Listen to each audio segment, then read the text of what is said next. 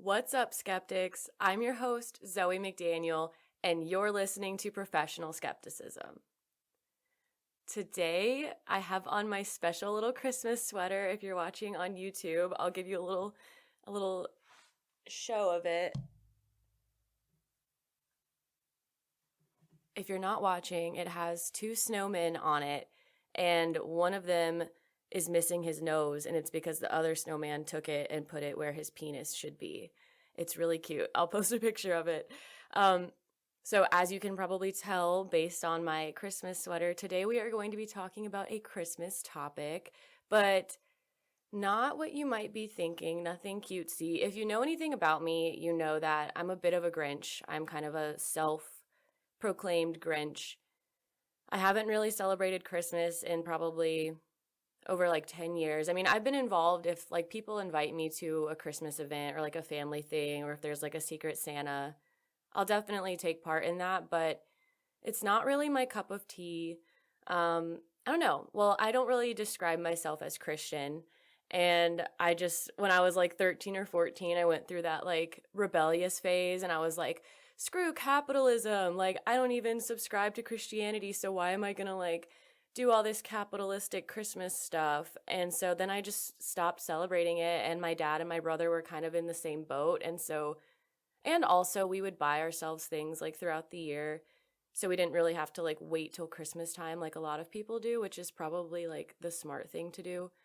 But so we were just like, all right, let's not do Christmas. And so for like the last 10 years, I have just been this Grinch who's like, I hate Christmas. And me and Mandy would go to Waffle House every year and like eat and just be very anti-Christmas. So this year, I was talking to Jason, who was on the episode a couple weeks ago about questioning the healing powers of psychedelics. And we were talking about the importance of human ritual and how, like, there's a reason that we do things in ritual behaviors. There's a reason that things are basic. Like, I like to think of the pumpkin spice latte. Like, everyone loves to shit on it, but there's a reason that everybody makes such a big fuss about it, because like it's good.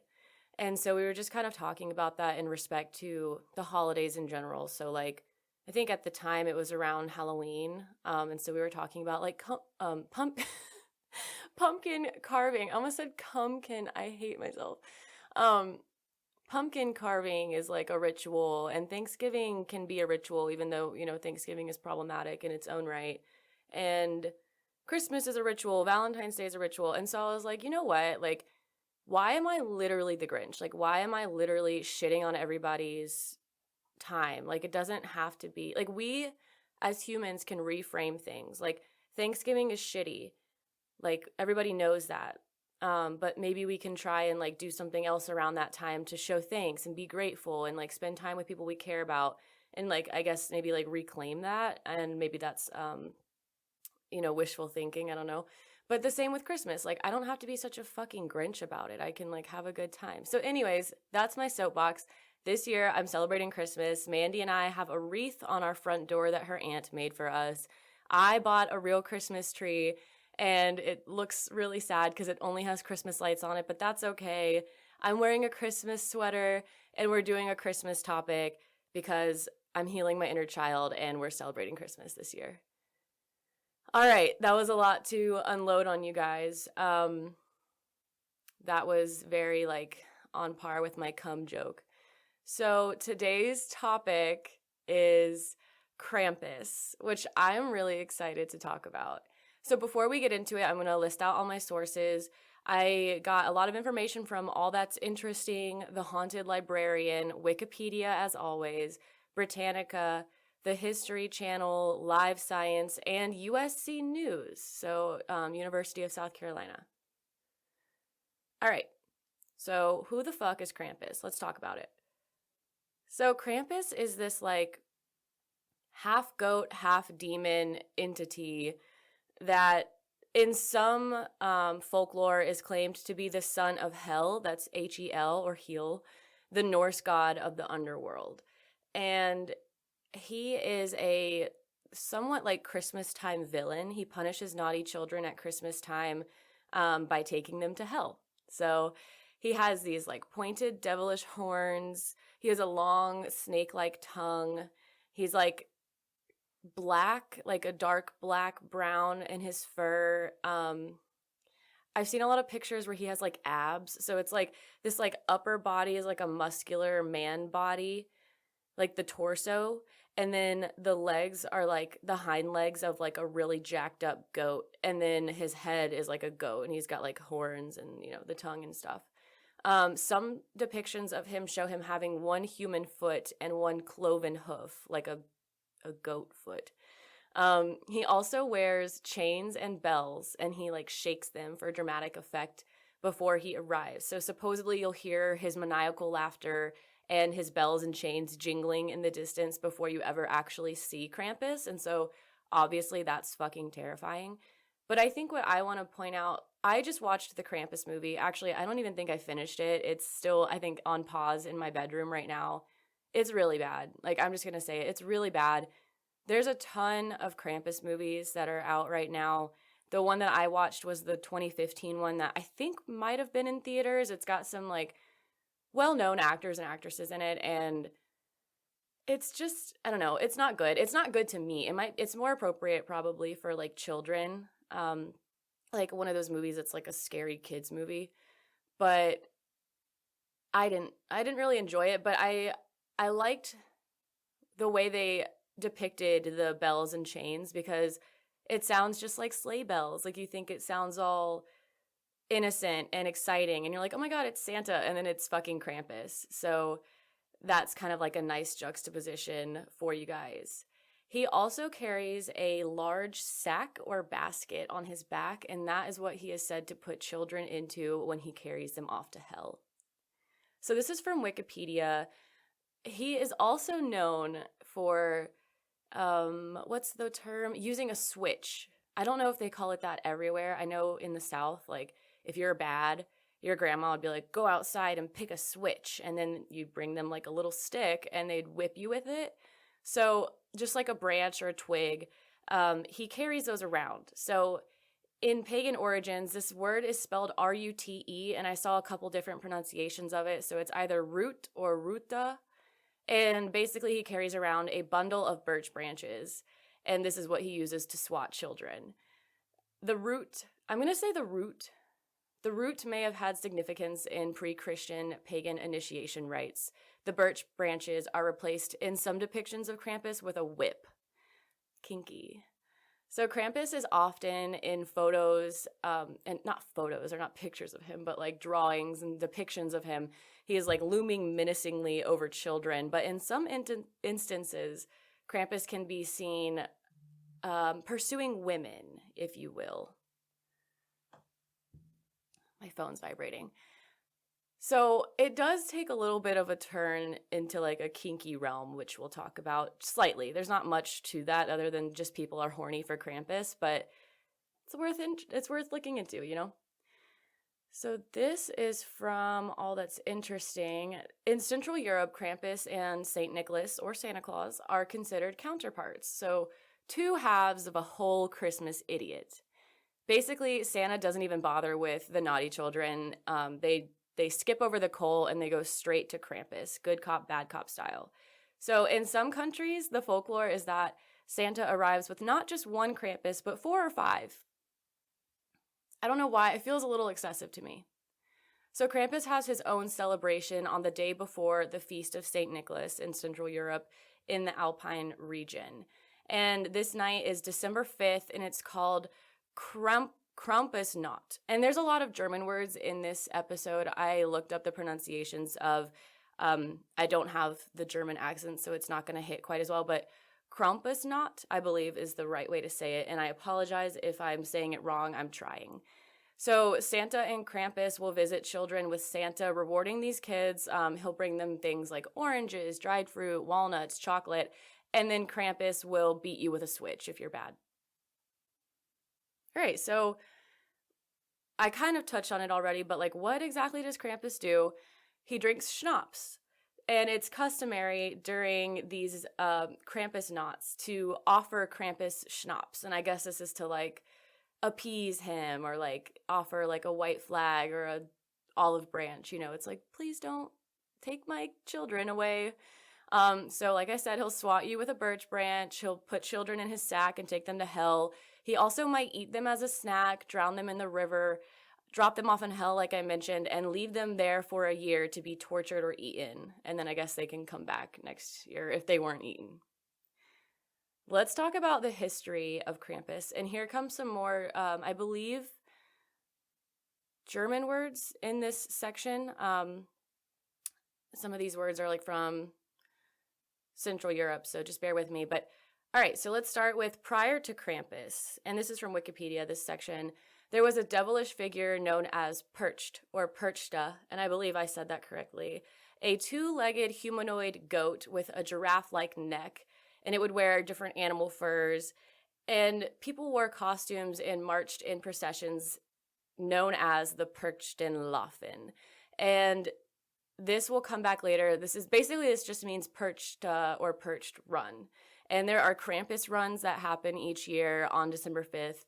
And we'll talk a little bit more about those. But this was kind of like the Krampus before the Krampus and what kind of modeled what we do now for Krampus today.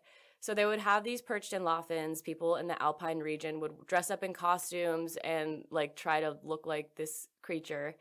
And this was looked at with suspicion by the Catholic Church, shocker, and it was eventually banned by some civil authorities. But because of the way the Alpine region is set up geographically, the population is spread out, the environment and the terrain is a little rugged, they weren't really able to enforce this ban, and so people just continued to celebrate Perchtenlaufen. And eventually, over the years, St. Nicholas was introduced to the storyline, and then, of course, his evil counterpart, Krampus, emerged. So according to Live Science and Jennifer Collins, she's a scholarly communications and reference librarian at the State University of New York. She's studied Krampus a lot, and so she said this to Live Science in an interview.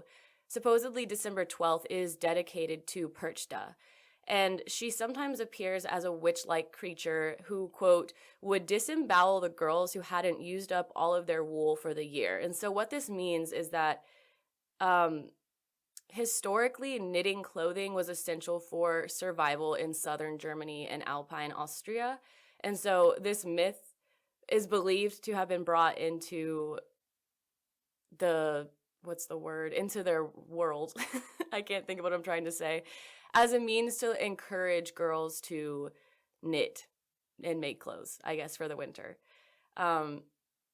This day is popular in southern Germany and Austria. Supposedly, celebrations involving Krampus date back to the 6th or 7th century CE, though there are no actual written sources before the end of the 16th century. I feel like my nose is a little stuffy. Excuse me. Most people believe that Krampus originally hails from the Alpine region, like I mentioned. There is some association with the winter solstice celebrations, and his appearance coincides with a couple of different pagan winter rites. So we have the Perchtenlaufen. There's another one where people will parade through the streets as an attempt to disperse winter ghosts. So they'll do like a parade where they like walk around and I guess they like scare the ghosts away. So there's a couple different celebrations that are similar to the Perchtenlaufen, the Krampuslauf, which we'll talk about, which is just the Krampus runs. I don't know a ton about these pagan ceremonies or these pagan rituals, so if you do, feel free to let me know about them. I'm very curious about them. It's super interesting to me. So according to Live Science, during the Enlightenment era, Krampus appeared in Vienna, and he was used as a, quote, educational tool to teach children obedience and discipline. And this came from Gertrude Seiser, a researcher in the Department of Social and Cultural Anthropology at the University of Vienna. So in the 17th and 18th centuries, carnival parades became popular in Bavaria and other mountainous areas of Austria. And this was where Krampus was incorporated. Campus. So authorities tried to ban these parades again, mainly just because people were very young, very drunk, and rioting. And so this is more information from Gertrude Seiser.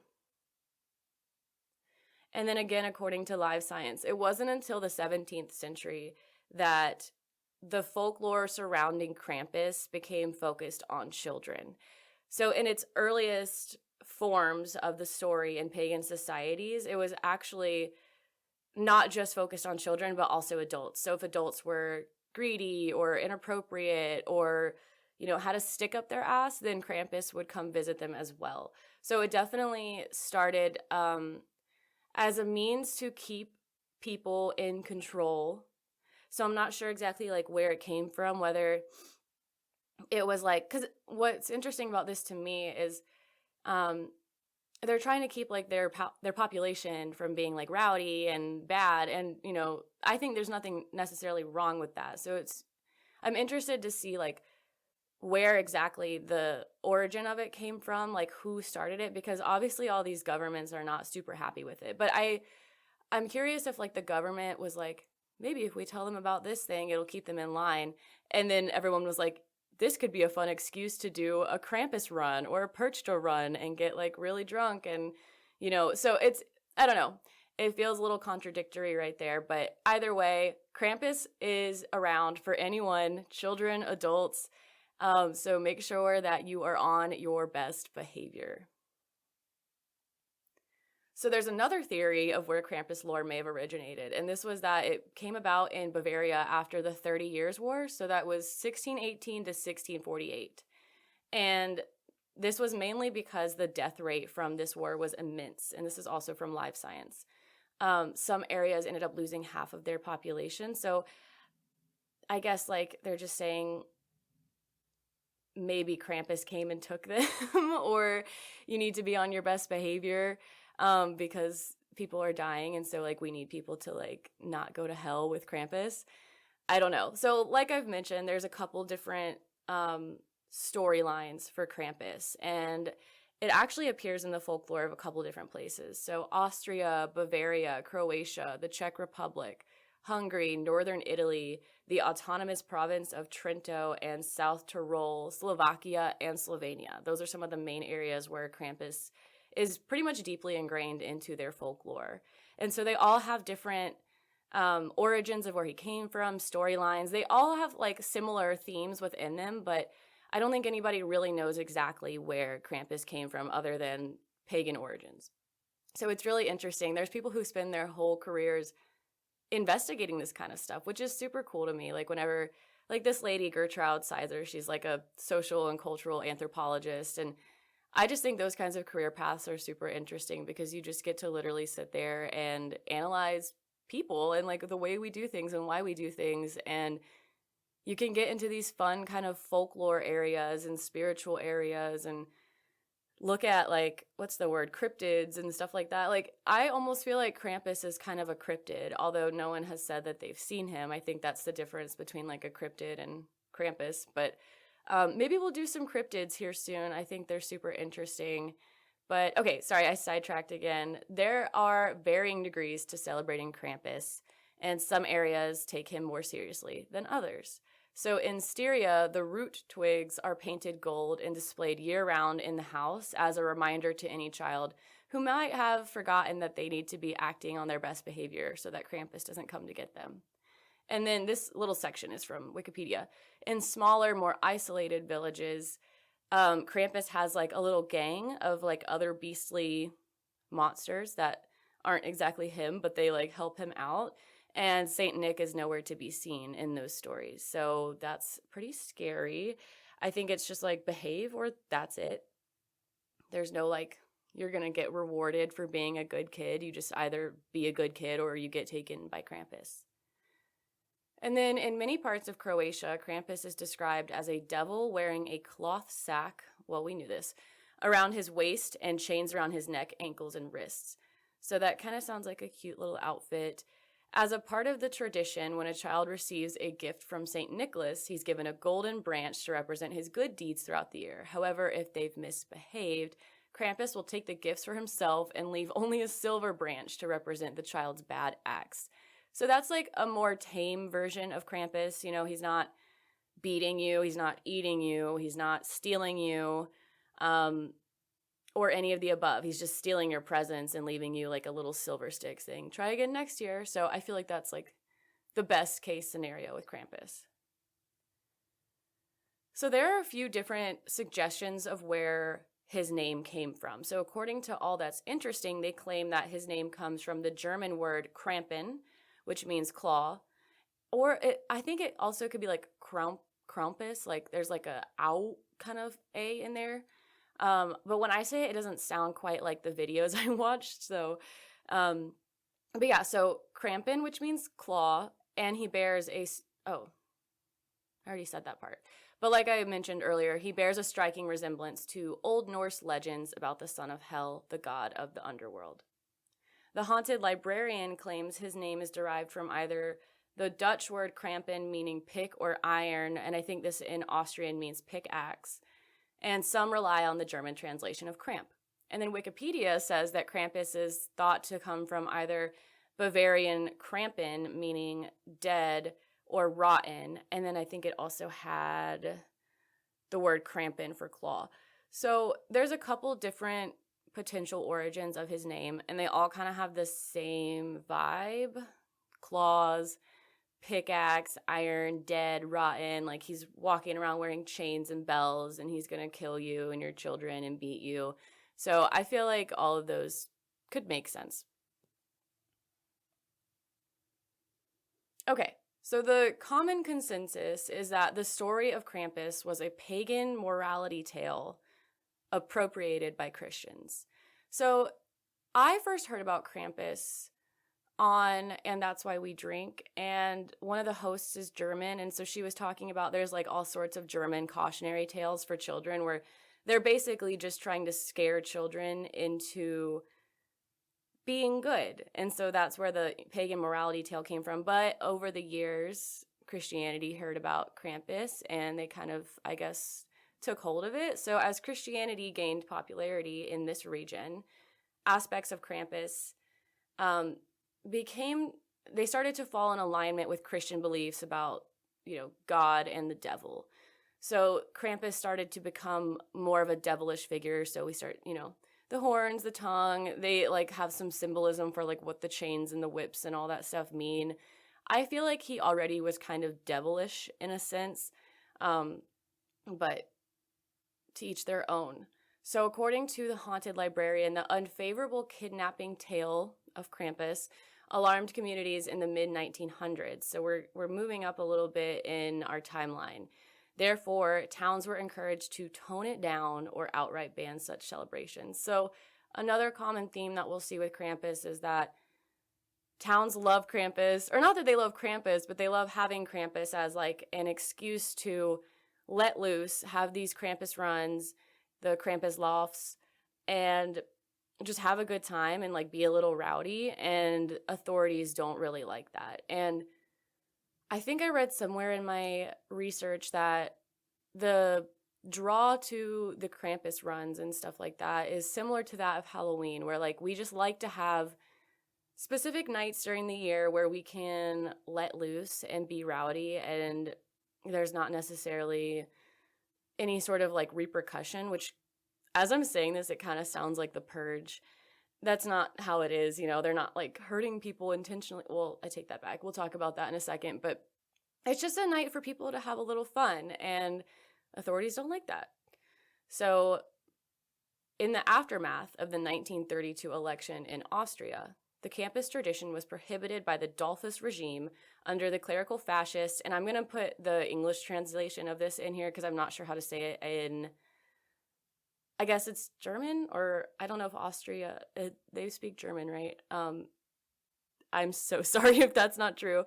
But so the English translation of this is Fatherland's Front. So they're under the clerical fascist Fatherland's Front and the Christian School Social Party.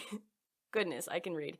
In the 1950s, the government distributed pamphlets titled Krampus is an Evil Man. And so that was from Wikipedia. So basically, these authorities are saying, Krampus is a force for evil. We should stop celebrating Krampus. I think also a more tame way to approach this concept would be to just note that it's probably not cool to traumatize your children into thinking that like a strange entity is going to abduct them if they aren't on their best behavior. I'm sure that, some of these sociologists, anthropologists, psychologists have maybe done some analysis on like what that might do to a child as like, I know, like, you know, we have Santa and we have the Easter Bunny and stuff like that. And it's all like in good fun. But I'm imagining if you're living somewhere where this is like really serious, or like, you know, maybe a village that takes it more seriously than another one, and you really think that way, like, I wonder what that would do to you psychologically. So, however, by the end of the 20th century, Krampus was back in full force. People were still celebrating it. And this is from anthropologist John J. Honigman. And he wrote these observations in 1975. He was in Erdning, a small town in Styria, and he was observing their Krampus celebrations and the way that they approach Krampus. So he said, Austrians in the community we studied are quite aware of, quote, heathen elements being blended with Christian elements in the St. Nicholas customs and in other traditional winter ceremonies. They believe Krampus derives from a pagan supernatural who was assimilated to the Christian devil. So that kind of sums up perfectly everything that we've been talking about so far. So let's talk a little bit about Kinky Krampus. So around Krampusnacht, so December 5th, and just, you know, the month of December, people like to exchange Krampusnacht greeting cards, and they typically depict Krampus on there. There's like, you know, festive and funny messages and poems. Some of them are lighthearted, but some of them are they're meant to be scary. And I love that. I love the idea of just like sending somebody a scary ass message, like around Halloween or something, like just send someone like a really fucking scary card. Like, I mean, it's probably, as long as they know who you are. I'm imagining getting like a really scary card in the mail and being like, what the fuck? But like from your friends and family, I'm so about that. I'm probably going to do that next year. Love that. Okay, so according to the History Channel, there were also cards that were not just scary or funny, but there were also some adult XXX type cards. So Krampus cards in the early 20th century show him punishing children, of course, but also punishing women, proposing to women, and just interacting with women. I just winked for those who aren't watching. In some cards, Krampus is portrayed as a large woman whipping tiny men with her birch sticks and carrying them off in her satchel. So shout out to Fat Femme Frisky. I feel like she would fucking love that. So basically in this depiction of Krampus, he's like a femdom, if you will, which is super badass. And then in another depiction, there's like a smiling woman, and she's, holding Krampus in the air like a little rat or something that she's defeated, holding his birch sticks behind her back. So I don't know when Krampus started getting sexy, but I'm about it. Like, I watched... Also, I should have said this. We're going to talk about the Krampus Loft and the Krampus Run in the next section, but you can look that up. Just type in Krampus. You don't even have to type in all this other stuff on YouTube, and you can get, like, entire Krampus parades, like, hour-long videos, and it's insane. Like, the effort that people put into it is so cool, and it's really fun. It's almost like, if you've ever been to Scarowinds or just any sort of like haunted experience where like, you're walking and there's always like the really dressed up scary people and they kind of run up to you. It's like that, but like it's like parade style. So obviously there's people on the sidewalks, and then it's like barricaded, and then like all the Krampuses are running down the middle. And so they're like coming up to you and like scaring you, and you don't know who they're going to choose, and they might like pull you into the parade with them. So it's really interesting. So the reason I bring that up is that I was into it. And so I guess I can see where like maybe along the years, like people were getting a little aroused about Krampus. And now if you type in Kinky Krampus, which I did on Google, there's a ton of events on like Eventbrite and like all sorts of things where they do like Kinky Krampus burlesque shows and Kinky Krampus kink parties where everyone has to dress up like Krampus and wear chains and bells and whips. And there's like a book out there. It was like a mystery book about the Krampus kink. So there's probably some smut out there about him too. I saw a furry photo of like a drawing of a furry girl that was like Krampus, I guess. So it's like, I can't remember what the rule is. Rule something. There's like rule and then a number where no matter what it is in this world, it could be anything. And sorry, I was looking at something on the camera. There could be anything in this world, and someone will have made it sexual, someone will have made porn of it, and it's all available to you on the internet. So you could type in like whatever it is, and then that rule, and you'll see something sexy. Yeah, so Kinky Krampus. I don't know. I am into it. I am interested in Kinky Krampus. Maybe next year I'll get ahead of the game and I'll go to a Kinky Krampus event and I'll let you guys know how it was. Let me know if you guys also think that Krampus is sexy. All right, so now we'll talk about Krampuslauf, the Krampus runs, where the tradition stands today. So on December 5th, this is from All That's Interesting, elegantly dressed St. Nick's pair up with monstrously outfitted Krampuses, and they make the rounds to homes and businesses offering gifts and playful threats. So that was a quote, and it's true. Like they'll do the parade where like they walk down the street, but they also will straight up just like go to your house and your business, and it's pretty rowdy. It's like what I imagine Halloween back in like the day here in the US was, like in the 80s and 90s, where people would actually do like trick or treat and they would go and they would play tricks and stuff. Like I never experienced any of that.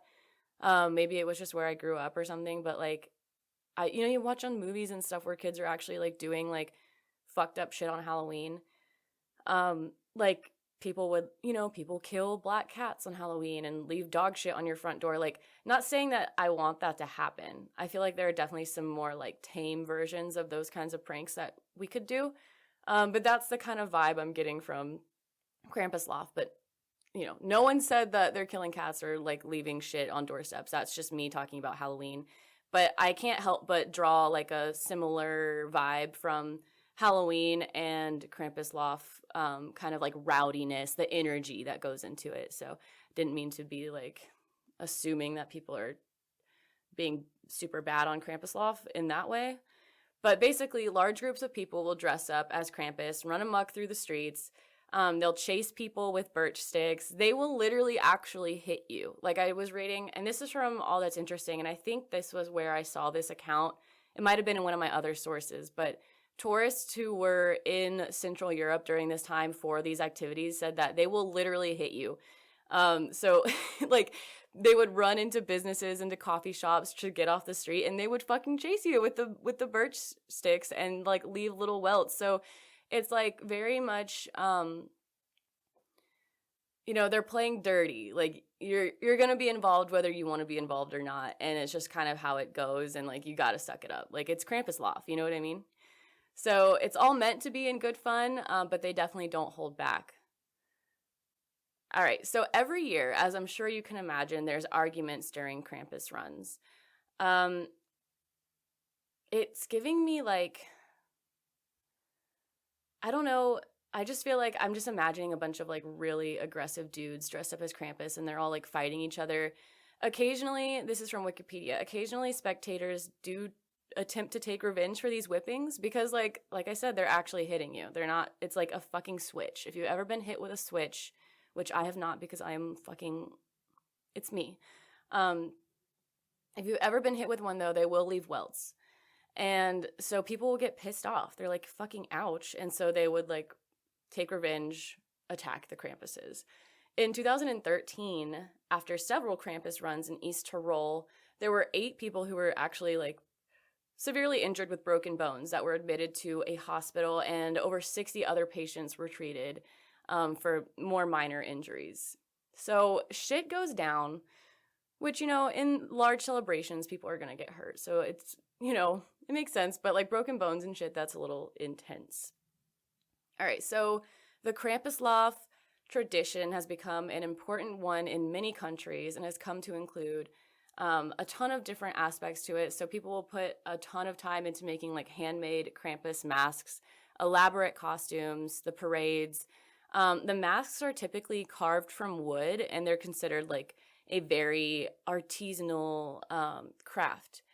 A ton of time and effort is put into this. Like, this is a very big deal. So people will work on this throughout the year, making their masks, making their costumes. They even sometimes will take some of the best costumes and like display them in museums. So I think this is all that's interesting. They claimed that it was like an example of a living tradition of folk art. So I thought that was really cool.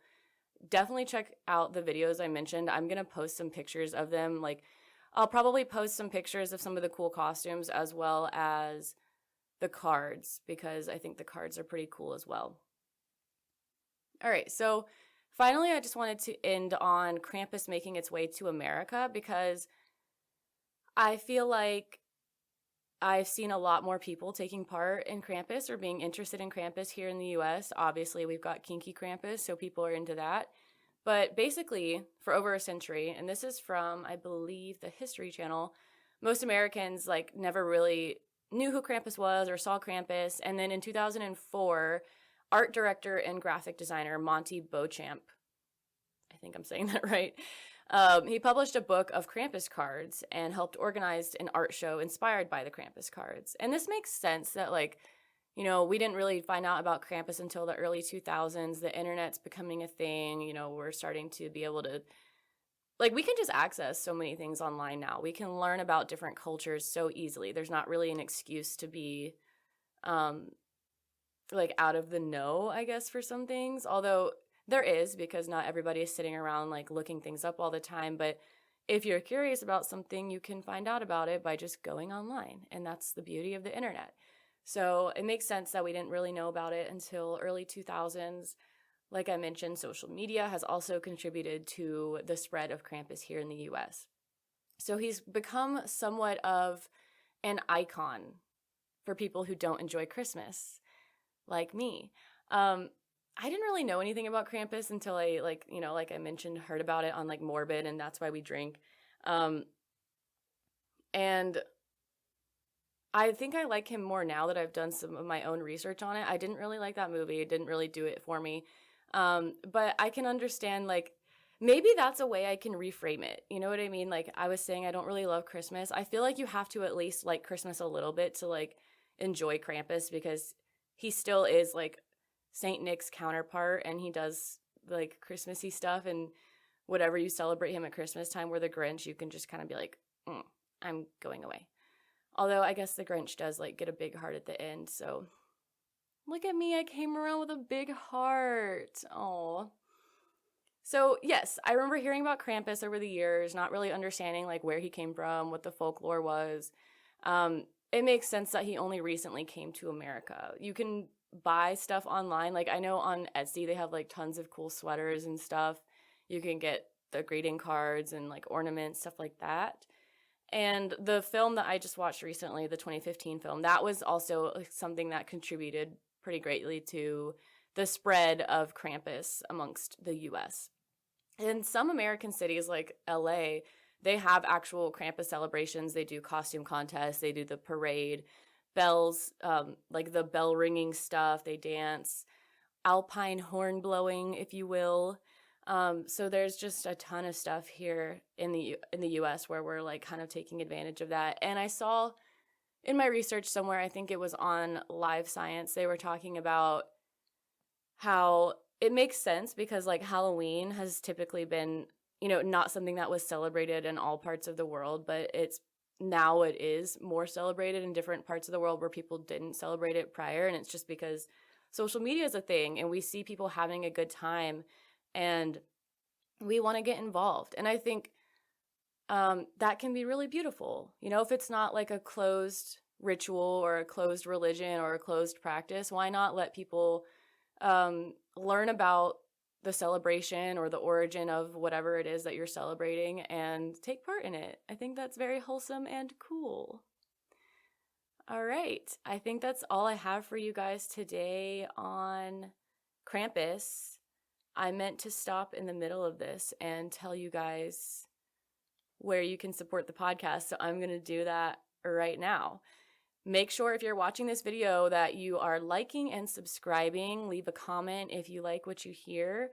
Let me know if you have any other information about Krampus, if you are of these, if you're from the Alpine region of Europe and you have any stories that you can tell, or maybe things that you've heard from your family or experiences that you have, feel free to share them. I think it's super interesting. If you know anything about Krampus, let me know. And then also share this video, subscribe to the Patreon at patreon.com/ProfSkepPodcast. Some more content will be coming soon. Make sure you follow us on Instagram at ProfSkepPodcast. And you can check out our website at ProfSkepPodcast.com. You can buy merch at ProfSkepPodcast.BigCartel.com. And I think that's it. Thank you so much for listening today. I hope you guys have the very best Christmas. Happy Hanukkah, happy Kwanzaa, happy winter solstice. I think this is coming out on the winter solstice. And any other holiday that I might have missed, I hope that you are just having a lovely end of 2022, resting, and preparing for 2023. And I just love you guys so much. All right. Stay sus, skeptics. Mwah.